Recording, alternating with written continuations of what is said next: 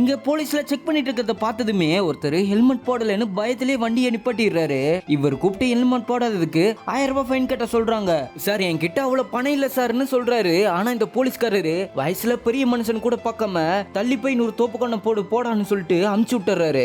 இந்த வயசுல எப்படி இதெல்லாம் பண்றத சொல்லிட்டு இவரு தயங்கிக்கிட்டே தோப்பு கண்ணை போடுறாரு. அங்க இருக்கிற பசங்களை பார்த்து சிரிக்கிறாங்க. இவருக்கு ரொம்பவே அசிங்கமா போயிடுது. போலீஸ் கிட்ட போய் வண்டி கேட்டா அந்த போலீஸ் நீ தோப்பு கண்ணை போட்டதை நான் பார்க்கவே இல்ல, வண்டி வேணும்னா ஸ்டேஷனுக்கு வந்து ஃபைனை கட்டிட்டு வண்டி எடுத்துட்டு போடான்னு திமிரா சொல்லிட்டு போயிடுறாரு.